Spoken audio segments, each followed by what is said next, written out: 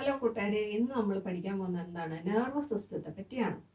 അപ്പം എന്താണ് നെർവസ് സിസ്റ്റത്തിന്റെ യൂസ്? നമ്മുടെ നെർവസ് സിസ്റ്റത്തിൽ ആരൊക്കെയാണുള്ളത്? ബ്രെയിൻ ഉണ്ട്, സ്പൈനൽ കോഡ് ഉണ്ട്, അതിനോട് അസോസിയേറ്റ് ചെയ്തിരിക്കുന്ന നെർവുകളുണ്ട്, അല്ലെങ്കിൽ അതിന്റെ കൊച്ചു യൂണിറ്റ്സ് ആയ ന്യൂറോൺസ് ഉണ്ട്. എന്താണ് അവരുടെ യൂസ്? എന്തിനാണ് നമുക്കൊരു നെർവസ് സിസ്റ്റം? നിങ്ങൾ ആലോചിച്ചിട്ടുണ്ടോ? നമുക്ക് കൈകൾ എന്തിനാണ്? സാധനങ്ങൾ എടുക്കാൻ. കാലുകൾ എന്തിനാണ്? നടന്ന് ആവശ്യമുള്ള സ്ഥലത്ത് പോകാൻ അല്ലെങ്കിൽ തിരിച്ചു വരാൻ. അതുപോലെ തന്നെ നമ്മുടെ ബോഡിയിൽ തന്നിട്ടുള്ള കുറച്ച് ഓർഗൻസ് ആണ് എന്ത്? Sensory organs. എന്താണ് സെൻസറി ഓർഗൻസിന്റെ പ്രത്യേകത? കണ്ണ്, മൂക്ക്, നാക്ക്, ത്വക്ക്, ചെവി തുടങ്ങിയ സെൻസറി ഓർഗൻസിന്റെ ഉപയോഗം എന്താണ്? അവര് നമ്മുടെ എൻവയൺമെന്റിൽ നിന്നും ഇൻഫർമേഷൻസ് കളക്ട് ചെയ്ത് നമ്മുടെ ബോഡിയിൽ എത്തിക്കുക എന്നുള്ള ഡ്യൂട്ടി ചെയ്യുന്ന ആരാണ്? സെൻസറി ഓർഗൻസ് ആണ്. അപ്പൊ ഈ സെൻസറി ഓർഗൻസ്, നമുക്ക് കണ്ണില്ലെങ്കിൽ നമുക്ക് കാണാൻ പറ്റുമോ? ഇല്ല. അപ്പോൾ പ്രകാശം അല്ലെങ്കിൽ ലൈറ്റ് എന്ന ഫോമിൽ വരുന്ന ഇൻഫർമേഷൻ നമുക്ക് റിസീവ് ചെയ്യാൻ പറ്റില്ല. നമുക്ക് ചെവി ഇല്ലെങ്കിൽ നമുക്ക് കേൾക്കാൻ പറ്റുമോ? ഇല്ല. അപ്പോൾ സൗണ്ട് എന്ന ഫോമിൽ നമുക്ക് വരുന്ന എൻവയൺമെന്റിൽ നിന്ന് വരുന്ന ഇൻഫർമേഷൻസ് നമുക്ക് റിസീവ് ചെയ്യാൻ പറ്റില്ല. ഇപ്പൊ ഒരു സിംഹം അലറുന്നു, അല്ലെങ്കിൽ ഒരു ആന ചിഹ്നം വിളിച്ചുകൊണ്ട് വരുന്നു, ആ സൗണ്ട് നമുക്ക് കേൾക്കാൻ പറ്റിയില്ലെങ്കിൽ നമ്മൾ അറിയുകയില്ല അങ്ങനെ ഒരു ഇൻഫർമേഷൻ ഉണ്ടെന്ന്.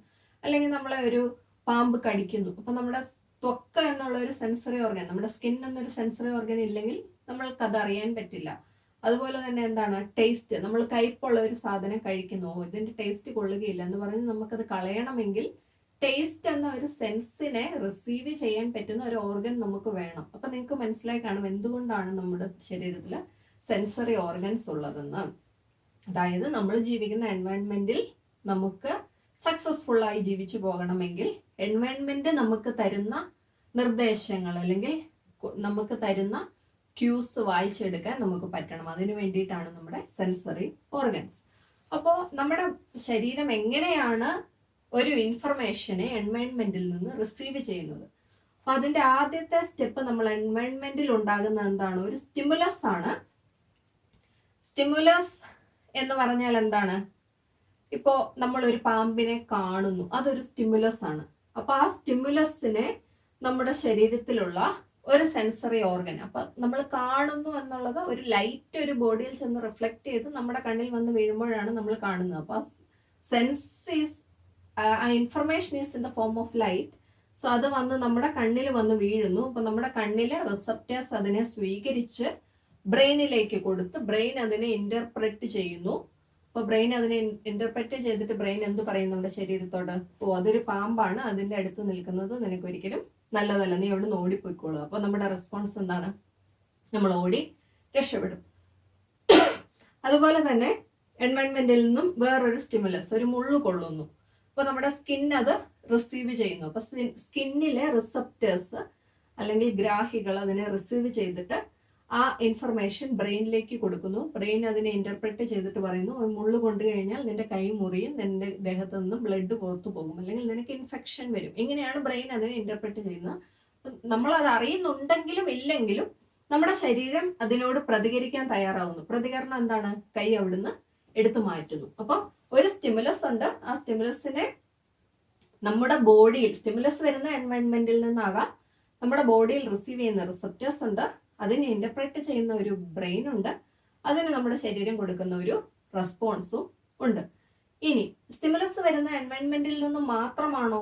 അല്ല, നമ്മുടെ ശരീരത്തിനുള്ളിൽ നിന്നും സ്റ്റിമുലസ് വരാം. അതിന് ഉദാഹരണം എന്താണ്? നമ്മുടെ വിശപ്പ്, ദാഹം, അല്ലെങ്കിൽ വേദന. എവിടെയെങ്കിലും ഒടിഞ്ഞു കഴിഞ്ഞാൽ ഉടനെ ഒരു വേദന, മുറിഞ്ഞു കഴിഞ്ഞാൽ വേദന. അങ്ങനത്തെ സ്റ്റിമുലസ് എവിടെ നിന്നാണ്? നമ്മുടെ ശരീരത്തിനുള്ളിൽ നിന്നാണ് വരുന്നത്. അപ്പൊ അതിന്റെ റിസപ്റ്റേഴ്സ് നമ്മുടെ ശരീരത്തിനുള്ളിൽ തന്നെയാണ്. ബ്രെയിനിലേക്ക് ആ സ്റ്റിമുലസ് എത്തിക്കുന്നു. ബ്രെയിൻ പറയുന്നു, നിനക്ക് ദാഹിക്കുന്നുണ്ട്, റെസ്പോൺസ് എന്താണ്? പോയി വെള്ളം കുടിക്കുന്നു.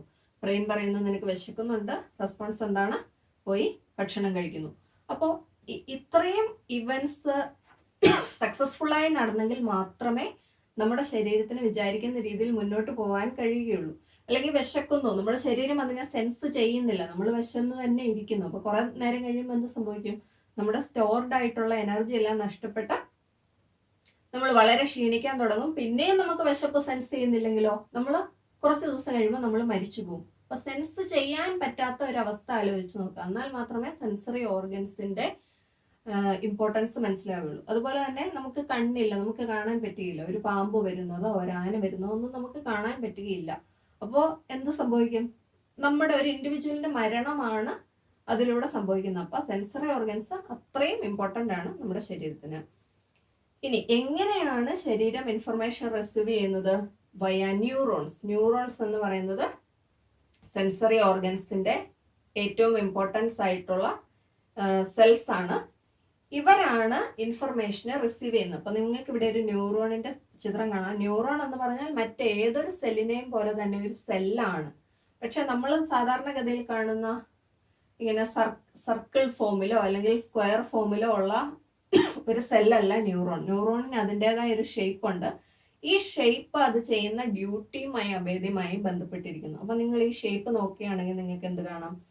ഇതാണ് ന്യൂറോണിന്റെ സെൽ ബോഡി. ഇതാണ് നമ്മുടെ സൈറ്റോപ്ലാസവും നമ്മുടെ ന്യൂക്ലിയസും ഒക്കെ അടങ്ങുന്ന സെൽ ബോഡി. സെൽ ബോഡിയിൽ നിന്നും ന്യൂറോണിന് കുറച്ച് കൈകൾ എക്സ്റ്റെൻഡഡ് ആയിട്ടുണ്ട്. ഇതിനെയാണ് നമ്മൾ എന്ത് വിളിക്കുന്നത്? ഡെൻഡ്രോൺസ് എന്ന് വിളിക്കുന്നത്. ഡെൻഡ്രോൺസിന്റെ അറ്റം വിരലുകൾ പോലെ നിങ്ങൾക്ക് കാണാമല്ലോ. ഇതിനെയാണ് എന്ത് വിളിക്കുന്നത്? ഡെൻഡ്രൈറ്റ്സ് എന്ന് വിളിക്കുന്നത്. ഇനി ഒരു ഡെൻഡ്രോൺ മാത്രം വളരെ ഏറെ മറ്റ് ഡെൻഡ്രോണുകളെ അപേക്ഷിച്ച് നീളം കൂടുതലായിരിക്കും. അതിനെ നമ്മൾ ആക്സോൺ എന്ന് വിളിക്കും. ആക്സോണിന്റെ അഗ്രങ്ങൾ നിങ്ങൾക്ക് കാണാം, ബ്രാഞ്ചുകളായി തിരിച്ചിരിക്കും. ഇതിനെ ആക്സോണൈറ്റ് എന്ന് വിളിക്കും. അതിന്റെ അറ്റത്ത് നിങ്ങൾക്ക് സർക്കിൾസ് പോലെ ഉരുണ്ട നോബുകൾ കാണും. അതിനെ എന്ത് വിളിക്കും? സിനാപ്റ്റിക് നോബ്സ് എന്ന് വിളിക്കും. ഇനി ഇതിന്റെ ആക്സോണിൽ ചുറ്റിയിരിക്കുന്ന ഒരു കൂട്ടം സെല്ലുകളെ നിങ്ങൾക്ക് കാണാം. അപ്പൊ ഇതിനെയാണ് മൈലിൻ ഷീത്ത് എന്ന് വിളിക്കുന്നത്. ഇനിയിപ്പോ ഇതിന്റെ ഓരോന്നിന്റെയും ധർമ്മം പറയാൻ പോവുകയാണ്. ഇതാരാണ്? ഡെൻഡ്രൈറ്റ്സ്. ഡെൻഡ്രൈറ്റ്സ്. അപ്പൊ ഡെൻഡ്രൈറ്റ്സ് എന്താണ് ചെയ്യുന്നത്? ഒരു ഇൻഫർമേഷൻ ഈ സെൽ ബോഡിയിലേക്ക് എത്തിക്കണമെങ്കിൽ പുറത്തു നിന്ന് അകത്തേക്ക് കയറാനുള്ള ആദ്യത്തെ വഴി ഏതാണ്? ഡെൻഡ്രൈറ്റ് ആണ്. അപ്പൊ ഡെൻഡ്രൈറ്റ് വഴിയായി ഇൻഫർമേഷൻ ഡെൻഡ്രോണിൽ എത്തുന്നു. ഡെൻഡ്രോണിൽ നിന്നും സെൽ ബോഡിയിൽ എത്തുന്നു. ഇനി ഈ സെൽ ബോഡിയിൽ നിന്നും ഇൻഫർമേഷൻ എടുത്തുകൊണ്ട് വെളിയിലേക്ക് പോകണം, മറ്റൊരു ന്യൂറോണിന് കൈമാറ്റം ചെയ്യണം. അപ്പോൾ നമ്മൾ റിലേയിലൊക്കെ ഒരു റിലേ സ്റ്റിക്ക് അടുത്ത ആൾക്ക് കൊണ്ടുപോയി കൊടുക്കും, അയാൾ അത് അടുത്ത ആൾക്ക് കൈമാറി കൊടുക്കും. അങ്ങനെയല്ലേ അത് പാസ് ചെയ്യുന്നു എന്ന് പറഞ്ഞ പോലെ തന്നെ എൻവയൺമെന്റിൽ നിന്ന് കിട്ടുന്ന ഇൻഫർമേഷൻ ബ്രെയിനിൽ എത്തിക്കണമെങ്കിൽ ഒരു നീണ്ട നിരയുള്ള ന്യൂറോൺസ് അറേഞ്ച്ഡ് ആയിരിക്കണം ബോഡിയിൽ. അപ്പൊ ന്യൂറോൺസ് ഒന്ന് കഴിഞ്ഞ് മറ്റത്, അത് കഴിഞ്ഞിട്ട് അടുത്തത് എന്ന് തുടങ്ങി ബ്രെയിനിൽ എത്തുന്നത് വരെ നിരനിരയായി ന്യൂറോൺസ് നിൽക്കുകയാണ്. അപ്പോൾ ആദ്യത്തെ ന്യൂറോൺ ഡെൻഡ്രൈറ്റ് വഴിയായി ഇൻഫർമേഷനെ വെളിയിൽ നിന്നും എടുത്ത് അതിന്റെ സെൽ ബോഡിക്കുള്ളിൽ എത്തിച്ച് സെൽ ബോഡിയിൽ നിന്നും ആക്സോൺ വഴി ആക്സോണൈറ്റിൽ എത്തിച്ച് ആക്സോണൈറ്റിൽ നിന്നും സിനാപ്റ്റിക് നോബുകളിൽ എത്തിക്കുന്നു. ഇൻഫർമേഷന്റെ പാത്വേ മനസ്സിലായല്ലോ. ഇനി ഈ സിനാപ്റ്റിക് നോബിന്റെ ധർമ്മം എന്താണ്? ഇൻഫർമേഷൻ ഇവിടെ എത്തിക്കഴിഞ്ഞാൽ ഉടനെ സിനാപ്റ്റിക് നോബുകളിലുള്ള ചില കെമിക്കൽസ്, അതിനെ ന്യൂറോ ട്രാൻസ്മിറ്റർ എന്ന് പറയും. സിനാപ്റ്റിക് നോബുകൾ ബ്രേക്ക് ചെയ്ത് ന്യൂറോ ട്രാൻസ്മിറ്റർ വെളിയിൽ വരും. നിങ്ങൾക്ക് ഈ ഡോട്ടുകൾ കാണാം. ഈ ന്യൂറോ ട്രാൻസ്മിറ്റർ ആണ് തൊട്ടടുത്ത ന്യൂറോണിന്റെ ഡെൻഡ്രൈറ്റിലേക്ക് ഈ ഇൻഫർമേഷനെ പാസ് ചെയ്യുന്നത്. അപ്പൊ ന്യൂറോ ട്രാൻസ്മിറ്റർ അല്ലെങ്കിൽ ഈ സിനാപ്റ്റിക് നോബ്സ് എവിടെയായിരിക്കും ടച്ച് ചെയ്തിരിക്കുക? അടുത്ത ന്യൂറോണിന്റെ ഡെൻഡ്രൈറ്റ്സിലായിരിക്കും. അപ്പൊ ഇവിടെ എന്ത് വരും? വേറൊരു ന്യൂറോണിന്റെ ഡെൻഡ്രൈറ്റ്സ് വരും. അപ്പൊ ഇങ്ങനെ ഒന്ന് കഴിഞ്ഞ് മറ്റൊന്നിന് ട്രാൻസ്ഫർ ചെയ്ത് അവസാനമായ ഇൻഫർമേഷൻ ബ്രെയിനിലെത്തുന്നു. ഇനി നിങ്ങൾക്ക് ഇവിടെ കാണാം, ഈ ഒരു ഭാഗമാണ് മൈലിൻ ഷീത്ത്. അതായത് ആക്സോണിനെ പൊതിഞ്ഞിരിക്കുന്ന രണ്ട് തരത്തിലുള്ള സെല്ലുകളുണ്ട്. ഒന്ന് ഒലിഗോഡെൻഡ്രോസൈറ്റ്സ്. ഈ ഒലിഗോഡെൻഡ്രോസൈറ്റ്സ് ആക്സോണിനെ പൊതിഞ്ഞിരിക്കുന്നത് മിക്കവാറും ബ്രെയിനിലോ സ്പൈനൽ കോഡിലോ ആയിരിക്കും. അങ്ങനെ ആക്സോണിനെ ചുറ്റി നമ്മൾ കാലിലൊക്കെ പ്ലാസ്റ്റർ ഇടുന്നതിന് മുന്നേ കോട്ടൺ ചുറ്റുമല്ലോ, അങ്ങനെ ചുറ്റി ആക്സോണിനെ പ്രൊട്ടക്ട് ചെയ്ത് വെക്കുന്ന ആൾക്കാരാണ് ആര്? ഒലിഗോഡെൻഡ്രോസൈറ്റോ ഷ്വാൻസെല്ലോ. ബ്രെയിനിലും സ്പൈനൽ കോഡിലും, അതായത് തലച്ചോറിലും സുഷുമ്നയിലും ഇതിനെ ചുറ്റിയിരിക്കുന്നവരുടെ പേരാണ് ഒലിഗോഡെൻഡ്രോസൈറ്റ്സ്. മറ്റു സ്ഥലങ്ങളിൽ ആക്സോണിനെ പൊതിഞ്ഞിരിക്കുന്ന മൈലിൻ ഷീത്ത് ഫോം ചെയ്യുന്ന ആരാണ്? ഷ്വാൻ സെല്ലാണ്. ഇനി ഇവരുടെ ഡ്യൂട്ടി എന്താണ്? ഇതിനെ ചുറ്റി പൊതിഞ്ഞിരിക്കണമെങ്കിൽ അതിൻ്റെ ഡ്യൂട്ടി എന്തായിരിക്കും? ഒന്ന്, ഈ ന്യൂറോണിന് ഓക്സിജൻ കൊടുക്കുക, ന്യൂട്രിയൻസ് കൊടുക്കുക. അടുത്തത്, ഇതിനകത്തുകൂടെ കടന്നു പോകുന്ന ഇൻഫർമേഷൻ, അതിനെ ഇനി മുതൽ നമുക്ക് ഇലക്ട്രിക് ഇമ്പൾസ് എന്ന് വിളിക്കാം. ആ ഇലക്ട്രിക് ഇമ്പൾസിനെ എന്ത് ചെയ്യാം? ആക്സലറേറ്റ് ചെയ്യുക, ത്വരിതപ്പെടുത്തുക. അടുത്തത് എന്താണ്? ആക്സോണിനെ പുറത്തുനിന്ന് വരുന്ന എന്തെങ്കിലും ഡാമേജുകളിൽ നിന്ന് രക്ഷിക്കുക. കാരണം ന്യൂറോൺ എന്ന് പറയുന്നത് ഇൻഫർമേഷൻ ട്രാൻസ്ഫർ ചെയ്യാനുള്ള വളരെ വൈറ്റൽ ആയിട്ടുള്ള ഇമ്പോർട്ടൻ്റ് ആയിട്ടുള്ള ഒരു സെല്ലാണ്. അപ്പൊ ഇതിനെന്തെങ്കിലും ചതവോ മുറിവോ ഒക്കെ പറ്റിക്കഴിഞ്ഞാൽ വെളിയിൽ നിന്ന് ഇൻഫർമേഷൻ ഇത് ക്യാരി ചെയ്യാൻ പറ്റുമോ? ഇല്ല. അതുകൊണ്ട് തന്നെ സെൽ ബോഡിയിൽ നിന്നും ഇൻഫർമേഷൻ അടുത്ത സെല്ലിലേക്ക് കൂട്ടിക്കൊണ്ടു പോകുന്ന ഭാഗം എന്ന നിലയിൽ ആക്സോണിന് പ്രത്യേക പ്രൊട്ടക്ഷൻ ആവശ്യമുണ്ട്. അതിനു വേണ്ടിയിട്ടാണ് ആക്സോണിനെ ഒലിഗോഡെൻഡ്രോസൈറ്റ് വെച്ചോ ഷ്വാൻ സെല്ല് വെച്ചോ ചുറ്റിപ്പൊതിഞ്ഞ് ഒരു കവചം അല്ലെങ്കിൽ മൈലിൻ ഷീത്ത് ഉണ്ടാക്കിയിരിക്കുന്നത്. അപ്പൊ നമ്മുടെ ബ്രെയിനിലോ സ്പൈനൽ കോഡിലോ മൈലിൻ ഷീറ്റ് ധാരാളമുള്ള ഭാഗങ്ങൾ വെള്ള നിറത്തിൽ കാണപ്പെടും. കാരണം മൈലിൻ ഷീറ്റിന് തിളക്കമുള്ള വെള്ള നിറമാണ്. അതുകൊണ്ട് അതിനെ വൈറ്റ് മാറ്റർ എന്ന് പറയും. അപ്പം ആക്സോണുകൾ കൂടിയിരിക്കുന്ന ഒരു ഭാഗം എപ്പോഴും വെള്ള നിറത്തിലായിരിക്കും. കാരണം എന്താണ്? അതിനെ മൈലിൻ ഷീറ്റ് വെച്ച് പൊതിഞ്ഞിരിക്കും. ഇനി ആക്സോണുകൾ കുറഞ്ഞിരിക്കുന്ന ഭാഗമാണെങ്കിലോ അതിനെ ഗ്രേ മാറ്റർ എന്ന് വിളിക്കും. അതായത് സെൽ ബോഡികൾ കൂടുതലുള്ള ഭാഗം. അപ്പൊ അവിടെ മൈലിൻ ഷീറ്റ് വെച്ച് കവർ ചെയ്തിട്ടില്ലാത്ത കാരണം അവിടെ ചാരനിറത്തിലായിരിക്കും. അതിനെ നമ്മൾ ഗ്രേ ബോഡി എന്ന് വിളിക്കും. അപ്പൊ ഇതാണ് ഇത്രയും ഭാഗത്തു നിന്നുള്ള. അപ്പൊ നമ്മൾ പറഞ്ഞു വെളിയിൽ നിന്നും എൻവയൺമെന്റിൽ നിന്നും ഉള്ളിലേക്ക് വരുന്ന ഇമ്പൾസുകൾ ഇത് വഴിയായി ഇവിടെ വരേക്കും ട്രാൻസ്ഫർ ചെയ്യുന്നു. അവിടെ നിന്ന് അടുത്ത ന്യൂറോൺ എടുത്തുകൊണ്ട് പോകുന്നു എന്ന് പറഞ്ഞു. അപ്പൊ എങ്ങനെയാണ് ഇത് ട്രാൻസ്ഫർ ചെയ്യുന്നത്? ഇത് ട്രാൻസ്ഫർ ചെയ്യാൻ ഒരു സൈറ്റോപ്ലാസത്തിന്റെ ഒരു കെമിക്കൽ പ്രോപ്പർട്ടി അല്ലെങ്കിൽ അതിന്റെ അയോൺസിന്റെ കോൺസെൻട്രേഷന്റെ ഡിഫറൻസ് ആണ് ഹെൽപ്പ് ചെയ്യുന്നത്. അപ്പൊ യൂഷ്വലി ഇതൊരു സെല്ലാണെന്ന് പറഞ്ഞു അല്ലെ. അപ്പൊ ഇതെല്ലാം സെൽ ബോഡിയുടെ എക്സ്റ്റൻഷൻസ് ആണ്. അപ്പൊ ഇതിനകത്തെല്ലാം സൈറ്റോപ്ലാസം ഒഴുകുന്നുണ്ട്. ഇതും ആക്സോണും സെല്ലിന്റെ എക്സ്റ്റൻഷൻ ആണ്. അതിനകത്തുമുണ്ട് സൈറ്റോപ്ലാസം. അപ്പം സെല്ലിന് വെളിയിൽ പോസിറ്റീവ് ചാർജും സെല്ലിനുള്ളിൽ നെഗറ്റീവ് ചാർജും ആയിരിക്കും. അത് പൊട്ടാസ്യം ആണ് അകത്ത് കൂടുതലുള്ളത്, സോഡിയം പുറത്ത്. അതുകൊണ്ടാണ് വെളിയിൽ പോസിറ്റീവ് ചാർജും അകത്ത് നെഗറ്റീവ് ചാർജും. ഈ ഇൻഫർമേഷൻ അകത്ത് വന്നാലുടനെ ഏത് ഭാഗമാണോ ഇൻഫർമേഷൻ റിസീവ് ചെയ്യുന്നത് ആ ഭാഗം പെട്ടെന്ന് അതിന്റെ ചാർജ് ഷിഫ്റ്റ് ചെയ്യും. അപ്പോൾ നേരത്തെ പോസിറ്റീവും അകത്ത് നെഗറ്റീവും ആയിരുന്നത് പെട്ടെന്ന് അത് ചാർജ് ഷിഫ്റ്റ് ചെയ്ത് നെഗറ്റീവും പുറത്ത് നെഗറ്റീവും അകത്ത് പോസിറ്റീവും ആക്കും. അപ്പൊ തൊട്ടടുത്തുള്ള ഭാഗം എങ്ങനെ ഇരിക്കുകയാണ്? പോസിറ്റീവും നെഗറ്റീവും ആയിട്ടിരിക്കുകയാണ് അതിന്റെ അടുത്ത ഭാഗം. കാരണം അവിടെ ചേഞ്ച് ഒന്നുമില്ല. പക്ഷെ ഇവിടെ നെഗറ്റീവ് വന്ന കാരണം നെഗറ്റീവ് പോസിറ്റീവിനോട് ആകർഷിക്കപ്പെട്ട് അങ്ങോട്ട് പോകും. ഇവിടെ പോസിറ്റീവ് വന്ന കാരണം പോസിറ്റീവ് നെഗറ്റീവിനോട് ആകർഷിക്കപ്പെട്ട് അങ്ങോട്ട് പോകും. അങ്ങനെ ഈ ചാർജുകൾ ഷിഫ്റ്റ് ചെയ്യും. അപ്പം along the length of the axon charge shift ചെയ്ത് ആ ഇൻഫർമേഷൻ ഇവിടെ വരെയും എത്തും. ഓക്കെ, അതാണ് ഇവിടെ സംഭവിക്കുന്നത്. ഇൻഫർമേഷൻ ഇവിടെ എത്തിക്കഴിഞ്ഞാൽ എന്ത് സംഭവിക്കും? ഈ ഏരിയയെ നമ്മൾ സിനാപ്സ് എന്നാണ് വിളിക്കുന്നത്. സിനാപ്സ് എന്ന് പറഞ്ഞാൽ രണ്ട് ന്യൂറോണുകളുടെ ജോയിനിങ് ഏരിയ ആണ്. ഇനി അത് ന്യൂറോൺ തന്നെ ആയിരിക്കണമെന്നില്ല. ഈ ന്യൂറോൺ ചെന്ന് ഒരു സെല്ലിൽ എൻഡ് ചെയ്യുമല്ലോ. ഒന്നെങ്കിൽ അതൊരു മസിൽ സെല്ലാകാം, അല്ലെങ്കിൽ അതൊരു ഗ്ലാൻഡ് ആകാം, അല്ലെങ്കിൽ ഇനി ഒരു ന്യൂറോണും ആകാം. ന്യൂറോൺ എല്ലാം എത്തി ഫൈനലി ഇനി ഒരു സെല്ലിലാണ് അത് എൻഡ് ചെയ്യുന്നതെങ്കിൽ ആ സെല്ലും ന്യൂറോണും തമ്മിലുള്ള ഗ്യാപ്പിനെയോ അല്ലെങ്കിൽ ന്യൂറോൺ മറ്റൊരു ന്യൂറോണുമായി ജോയിൻ ചെയ്യുന്ന സ്ഥലത്തെ ഈ ഒരു ഗ്യാപ്പിനെയോ ആണ് എന്ത് വിളിക്കുന്നത്? സിനാപ്സ് എന്ന് വിളിക്കുന്നത്. അപ്പൊ ഈ രണ്ട് ഏരിയകൾ തമ്മിലുള്ള ഈ സ്പേസിനെ സിനാപ്റ്റിക് സ്പേസ് അല്ലെങ്കിൽ സിനാപ്റ്റിക് ക്ലെഫ്റ്റ് എന്ന് വിളിക്കും. ഈ സിനാപ്റ്റിക് ക്ലെഫ്റ്റിലേക്കാണ് സിനാപ്റ്റിക് നോബ് പൊട്ടി അല്ലെങ്കിൽ സിനാപ്റ്റിക് നോബിൽ നിന്നും അതിനകത്തെ ചെറിയ ചെറിയ കുമിളകൾ അല്ലെങ്കിൽ വെസിക്കിൾസ് ബ്രേക്ക് ചെയ്ത് അതിനകത്ത് സ്റ്റോർ ചെയ്ത് വെച്ചിരിക്കുന്ന ന്യൂറോ ട്രാൻസ്മിറ്റേഴ്സ് പൊട്ടി വെളിയിൽ വരുന്നത്. എന്നിട്ട് ആ ന്യൂറോ ട്രാൻസ്മിറ്റേഴ്സ് എന്ത് ചെയ്യും? ഇവിടെ നമ്മൾ കണ്ട പോലത്തെ തന്നെ ചേഞ്ചുകൾ ഇവിടെ ഈ ന്യൂറോണിലും ഉളവാക്കും. ആ ചേഞ്ചുകൾ ഇങ്ങനെ ട്രാൻസ്മിറ്റ് ചെയ്ത് പോകും. ഇനി നമുക്ക് ന്യൂറോണിന്റെ ടൈപ്പ് പഠിക്കുകയാണെങ്കിൽ 3 ടൈപ്പ് ന്യൂറോൺ നമുക്ക് കാണാൻ പറ്റും. ആദ്യത്തെ ടൈപ്പ് ന്യൂറോൺ സെൻസറി ന്യൂറോൺ ആണ്. അതിന്റെ പേരിൽ തന്നെ ഉണ്ട്. സെൻസ് ഓർഗൻസിൽ കണ്ണില്, ചെവിയില്, മൂക്കില്, നാക്കില്, ത്വക്കില് ഒക്കെ സെൻസ് റിസീവ് ചെയ്യാൻ വേണ്ടി റിസപ്റ്റേഴ്സ് ഉണ്ടാകും. ആ റിസപ്റ്റേഴ്സിനെ തൊട്ടിരിക്കുന്ന ന്യൂറോൺസ്. അപ്പോൾ സെൻസറി ന്യൂറോൺസ് എന്ത് ചെയ്യും? റിസീവ് ചെയ്യുന്ന ഇൻഫർമേഷനെ ക്യാരി ചെയ്ത് ബ്രെയിനിലേക്ക് കൊണ്ടുപോകും. ആ സെൻസിനെ ബ്രെയിനിൽ എത്തിക്കും. ബ്രെയിൻ ആണ് പറയേണ്ടത് ആ സെൻസിന്റെ അർത്ഥം എന്താണെന്ന്. ഞാനൊരു വസ്തു കാണുന്നു, ബ്രെയിൻ ആണ് അത് പറയേണ്ടത് അതിന്റെ അർത്ഥം എന്താണെന്ന്. അപ്പൊ ബ്രെയിനിലേക്ക് ഇൻഫർമേഷനെ എത്തിക്കുന്നത് ആരാണ്? Sensory neuron. ഇനി മോട്ടോർ ന്യൂറോൺ ആരാണ്? ബ്രെയിനിൽ നിന്നും ഇൻഫർമേഷനെ ഓർഗൻസിലേക്ക് എത്തിക്കുന്ന ന്യൂറോൺസ്. അപ്പൊ ബ്രെയിൻ ഇന്റർപ്രറ്റ് ചെയ്ത് ബ്രെയിൻ ഒരു കമാൻഡ് കൊടുക്കും.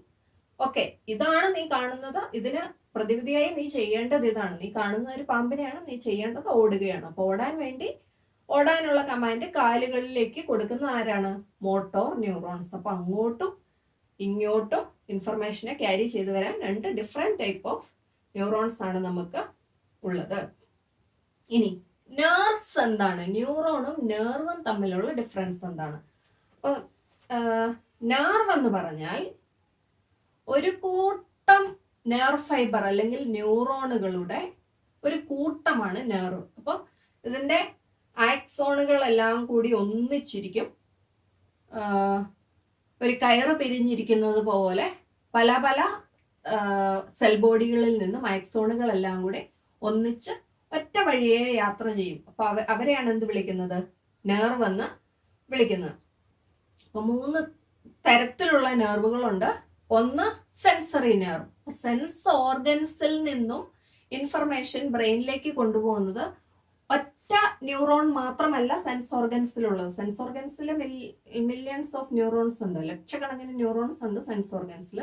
അവരുടെ എല്ലാം സെൽ ബോഡികൾ ഇൻഫർമേഷൻ റിസീവ് ചെയ്യുന്നു വയ ഡെൻഡ്രൈറ്റ്സ്. എന്നിട്ട് അവരുടെ സെൽ ബോഡിയിലേക്ക് വരുന്ന ഇൻഫർമേഷൻ ആക്സോണുകളെല്ലാം കൂടി കളക്ട് ചെയ്യുന്നു. അപ്പൊ ഈ ആക്സോണുകളെല്ലാം കൂടി ചേർന്നുണ്ടാകുന്നതാണ് നെർവ് അല്ലെങ്കിൽ നെർവ്. അപ്പം കണ്ണ് റിസീവ് ചെയ്യുന്ന ഇൻഫർമേഷൻ കൊണ്ടുപോകുന്ന നെർവ് ആരാണ്? Optic nerve. ചെവി റിസീവ് ചെയ്യുന്ന സൗണ്ട് എന്ന ഇൻഫർമേഷൻ ക്യാരി ചെയ്യുന്ന നെർവ് ആരാണ്?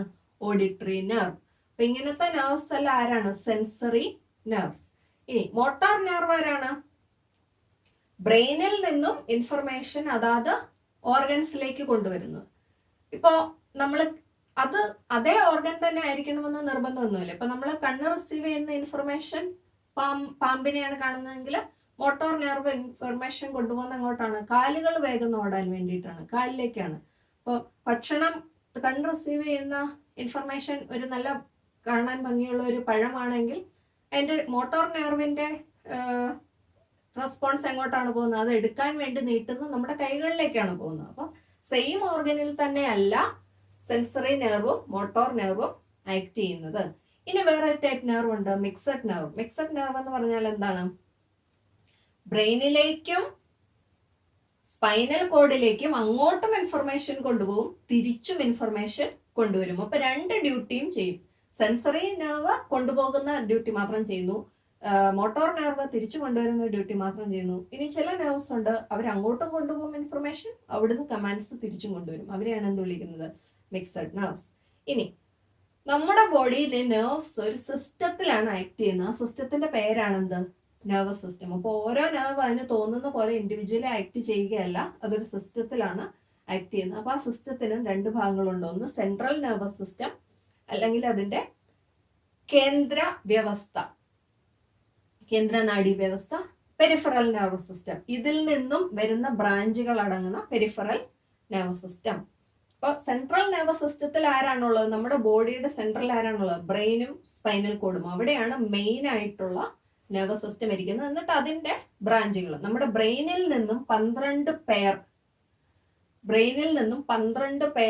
നെർവും സ്പൈനൽ കോഡിൽ നിന്നും 31 പെയർ നെർവും വെളിയിലേക്ക് വരുന്നുണ്ട്. അപ്പോൾ ഇതാണ് പെരിഫറൽ നെർവസ് സിസ്റ്റം ആയിട്ട് ആക്ട് ചെയ്യുന്നത്. സെൻട്രൽ നെർവസ് സിസ്റ്റം ബോഡിയുടെ സെൻട്രൽ, അതിന്റെ ബ്രാഞ്ചുകളാണ് പെരിഫറൽ നെർവസ് സിസ്റ്റം. ഇപ്പൊ നിങ്ങളൊരു മരത്തിന്റെ തടി സെന്റർ ആയിട്ടും അതിന്റെ ബ്രാഞ്ചുകൾ പെരിഫറി ആയിട്ടും കൂട്ടുകയാണെങ്കിൽ അതുപോലെ തന്നെയാണ് നമ്മുടെ ബോഡിയിൽ ബ്രെയിനിൽ നിന്നും സ്പൈനൽ കോഡിൽ നിന്നും ബ്രാഞ്ചുകൾ സൈഡിലേക്ക് പോകുന്നത്.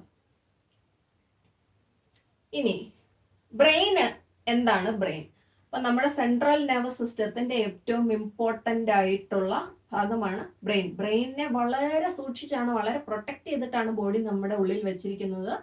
ബോഡി എങ്ങനെയാണ് അതിനെ കീപ്പ് ചെയ്തിരിക്കുന്നത്? ആദ്യമേ നമുക്ക് മുടി തന്നിട്ടുണ്ട് അല്ലെ. അപ്പം ഈ മുടി എന്തിനാണ്? വീണ് കഴിയുമ്പോൾ തല പെട്ടെന്ന് അങ്ങ് ക്ഷതമേക്കാതിരിക്കാൻ വേണ്ടിയിട്ടാണ്. അപ്പൊ മുടി ഒരു കുഷ്യനിങ് എഫക്റ്റ് ആണ് നമുക്ക് തരുന്നത്. അതിനിടയിൽ എന്തുണ്ട്? ഒരു സ്കിന്നുണ്ട്. അതിനിടയിൽ നമുക്ക് എന്തുണ്ട്? സ്കൾ അല്ലെങ്കിൽ തലയോട്ടിയുണ്ട്.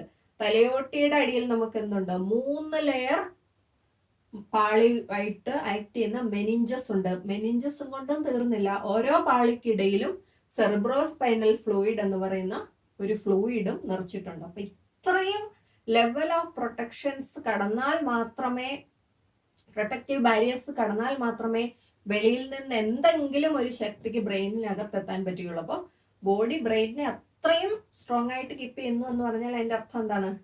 ബ്രെയിൻ അത്രയും ഇമ്പോർട്ടൻ്റ് ആണ് നമ്മുടെ ബോഡിക്ക്.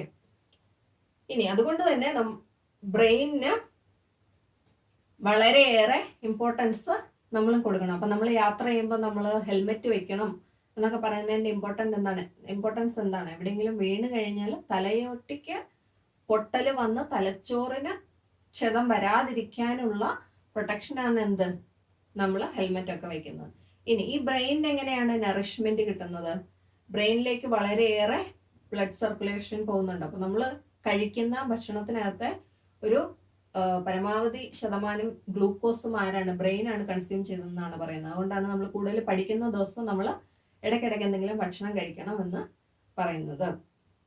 ഇനി ബ്രെയിനിന്റെ പാർട്ടുകൾ ഏതെല്ലാമാണ്? Cerebrum, cerebellum, medulla oblongata, thalamus, hypothalamus. ഈ 5 പാർട്ട് നിങ്ങൾ ഓർത്തിരിക്കുക. സെറിബ്രം ആണ് ഏറ്റവും വലിയ പാർട്ട്. സെറിബ്രത്തിന്റെ നിങ്ങൾ ചിത്രത്തിൽ കാണുകയാണെങ്കിൽ ഏറ്റവും വലിയ പാർട്ടാണ് നിങ്ങൾക്ക് കാണാം. ഒരുപാട് മടക്കുകളും ചുളിവുകളും ഉണ്ടെന്ന് നിങ്ങൾക്ക് കാണാം. അപ്പം ഇതിനകത്ത് തന്നെ നമ്മൾ കുറച്ച് മുന്നേ പറഞ്ഞ ഗ്രേ മാറ്ററും വൈറ്റ് മാറ്ററും ഉണ്ട്. ഗ്രേ മാറ്റർ എന്താണ്? സെൽ ബോഡീസ് അടങ്ങുന്ന, ന്യൂറോണിന്റെ സെൽ ബോഡീസ് അടങ്ങുന്ന ഭാഗം. അവിടെ എന്തില്ല? നമ്മുടെ ഇതാരാണ്? മൈലിൻ ഷീത്ത് ഇല്ല, അതുകൊണ്ട് അത് ഗ്രേ കളറിൽ കാണുന്നു. വൈറ്റ് മാറ്റർ എന്താണ്? ആക്സോണുകൾ അടങ്ങുന്ന, ആക്സോണുകളുടെ കോൺസെൻട്രേഷൻ കൂടുതലുള്ള ഭാഗം. അപ്പം ബ്രെയിനിനകത്ത് ഗ്രേ മാറ്ററും വൈറ്റ് മാറ്ററും നമ്മൾ മെയിനായിട്ടും കാണുന്ന ഭാഗമാണ് എന്ത്? സെറിബ്രത്തിന്റെ കോർട്ടക്സും മെഡുല്ലയും. ഇനി സെറിബ്രത്തിന്റെ റോൾ എന്താണ്? സെറിബ്രമാണ് നമ്മുടെ തോട്ട്സ്, നമ്മുടെ ചിന്തകള്, നമ്മുടെ ബുദ്ധിശക്തി, ഇന്റലിജൻസ്, നമ്മുടെ ഓർമ്മ, മെമ്മറി, നമ്മുടെ ഇമാജിനേഷൻ, നമ്മുടെ ഭാവന എല്ലാം നിയന്ത്രിക്കുന്ന ആരാണ്? നമ്മുടെ സെറിബ്രമാണ്.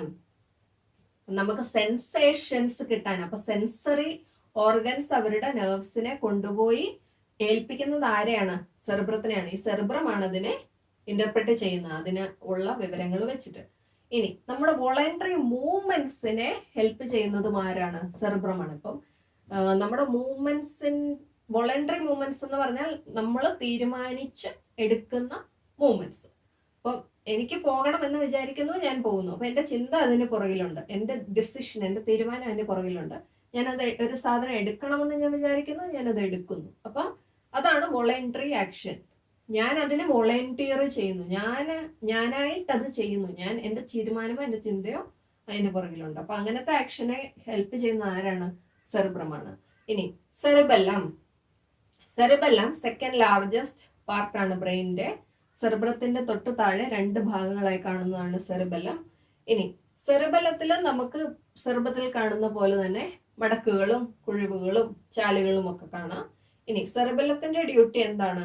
നമ്മുടെ മസ്കുലാർ ആക്ടിവിറ്റിയെ കോർഡിനേറ്റ് ചെയ്യുക.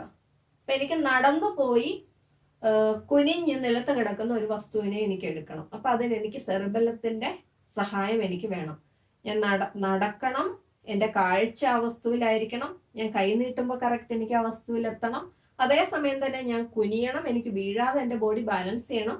ഇത്രയും കോംപ്ലക്സ് ആയിട്ടുള്ള കാര്യങ്ങൾ ഞാൻ നടന്നുപോയി കുനിഞ്ഞൊരു വസ്തുവിനെ താഴ്ന്ന് എടുക്കുമ്പോൾ നടക്കുന്നുണ്ട്. അപ്പൊ ഇങ്ങനത്തെ കാര്യങ്ങൾ ആരാണ് കൺട്രോൾ ചെയ്യുന്നത്? നമ്മുടെ സെറിബെല്ലമാണ് കൺട്രോൾ ചെയ്യുന്നത്. അപ്പൊ ബോഡിയുടെ ഇക്വിലിബ്രിയം നിലനിർത്തുന്ന ആരാണ്? സെറിബെല്ലമാണ്. അടുത്ത ഭാഗമാണ് മെഡുല്ല ഒബ്ലങ്കേറ്റ. അപ്പൊ മെഡുല്ല ഒബ്ലങ്കേറ്റ എന്ന് പറഞ്ഞാൽ നമ്മുടെ പിൻകഴുത്ത്, തലയോട്ടി തീരുന്ന ഭാഗം, പിൻകഴുത്ത് നമ്മൾ ടച്ച് ചെയ്യുകയാണെങ്കിൽ ആ ഭാഗത്താണ് ഏതാണ്ട് മെഡുല്ല ഒബ്ലങ്കേറ്റ. സെറിബെല്ലത്തിന്റെ താഴെയായി നമ്മൾ കാണുന്ന ഒരു ദണ്ഡാകൃതിയിലുള്ള, ഒരു റോഡ് ഷേപ്പിലുള്ള, ഒരു വടിയുടെ ഷേപ്പിലുള്ള ഭാഗമാണ് മെഡുല്ല ഒബ്ലങ്കേറ്റ. മെഡുല്ല ഒബ്ലങ്കേറ്റ എന്താണ് ഹെൽപ്പ് ചെയ്യുന്നത്? നമ്മുടെ ഇൻവോളണ്ടറി ആക്ഷൻസ്, ഇപ്പോൾ ഞാൻ വിചാരിക്കാതെ എൻ്റെ ശരീരത്തിൽ നടക്കുന്ന കാര്യങ്ങൾ, അതായത് ഞാൻ ചിന്തിക്കാതെ തന്നെയാണ് എൻ്റെ ശരീരത്തിൽ ഹാർട്ട് ബീറ്റ് നടക്കുന്നത്, അല്ലെ, എൻ്റെ ഡൈജഷൻ നടക്കുന്നത്, എൻ്റെ ബ്രീത്തിങ് നടക്കുന്നത്, ഇങ്ങനെയുള്ള കാര്യങ്ങൾ ആരാണ് കൺട്രോൾ ചെയ്യുന്നത്? Medulla oblongata. അടുത്തതാണ് തലാമസ്. തലാമസ് എവിടെയാണ്? ബ്രെയിനിന്റെ നടുക്കായി സെറിബ്രത്തിന്റെ താഴെയായി കാണുന്ന ഭാഗമാണ് ഈ തലാമസ്. എന്താണ്? സെറിബ്രത്തിൽ നിന്നും സെറിബ്രത്തിലേക്കുമുള്ള ഇമ്പൾസിന്റെ ഒരു റിലേ സ്റ്റേഷനായി ആക്ട് ചെയ്യുന്നതാണ് തലാമസ്. അപ്പൊ തലാമസിൽ ചെല്ലും ആദ്യം എല്ലാവരും. തലാമസിൽ എല്ലാ ഇൻഫർമേഷനും ചെല്ലുന്നു. തലാമസ് ആണ് ഡിസൈഡ് ചെയ്യുന്നത് ഏത് ഇൻഫർമേഷനെ സെറിബ്രത്തിലേക്ക് വിടണം. അപ്പോൾ മുൻഗണനാ ക്രമം അനുസരിച്ച് പാമ്പിനെയും കാണുന്നു, പഴുത്തിനെയും കാണുന്നു. പഴം പോയി എടുത്ത് കഴിക്കണോ ആദ്യം പാമ്പിനെ കണ്ടിട്ട് ഓടണോ എന്ന് തീരുമാനിക്കുന്നത് ആരാണ്? തലാമസ് ആണ്. അപ്പൊ തലാമസ് ആദ്യം പാമ്പിനെ കണ്ടു എന്ന ഇൻഫർമേഷൻ സെറിബ്രത്തിലേക്ക് വിടും. സെറിബ്രം ഓടുക എന്നുള്ള കമാൻഡ് ബോഡിക്ക് കൊടുക്കും. അപ്പൊ അങ്ങനെയുള്ള ഇൻഫർമേഷൻ പ്രോസസ് ചെയ്യുന്ന ആരാണ്? തലാമസ്. ഹൈപ്പോ തലാമസ്, ആ പേരിൽ തന്നെ ഉണ്ട്. തലാമസിന് താഴെ, ഹൈപ്പോ, തലാമസിന് താഴെയായിട്ട് കാണുന്ന കൊച്ചൊരു ഗ്ലാൻഡുലാർ ഓർഗൻ ആണ്. ആ ഭാഗം എന്താണ്? നമ്മുടെ ബോഡിയുടെ ഹോമിയോസ്റ്റാസിസ്, നമ്മുടെ ബോഡിയുടെ സന്തുലിതാവസ്ഥ, നമ്മുടെ ബോഡിയുടെ ടെമ്പറേച്ചർ അത് ഒരേപോലെ തന്നെ മെയിൻറ്റെയിൻ ചെയ്യുക, നമ്മുടെ ബോഡിയിലെ ഓസ്മോട്ടിക് പ്രഷർ ഒരേപോലെ തന്നെ മെയിൻറ്റെയിൻ ചെയ്യുക, നമ്മുടെ ബോഡിയിലെ ഹോർമോണുകളുടെ അളവ് ഒരേപോലെ മെയിൻറ്റെയിൻ ചെയ്യുക എന്നുള്ളതൊക്കെ ചെയ്യുന്ന ആരാണ്? നമ്മുടെ ഹൈപ്പോ തലാമസ്. നമ്മൾ ഇത്രയും നേരം പറഞ്ഞ ബ്രെയിനിനെ പറ്റിയാണ്. ഇനി അടുത്ത് നമുക്ക് സ്പൈനൽ കോഡിനെ പറ്റി പറയണം. വീഡിയോയുടെ ബാക്കി ഭാഗം ഞാൻ പാർട്ട് 2 അപ്ലോഡ് ചെയ്യുന്നുണ്ട്. അപ്പൊ എല്ലാവരും അതും മറക്കാതെ കാണുക. Thank you.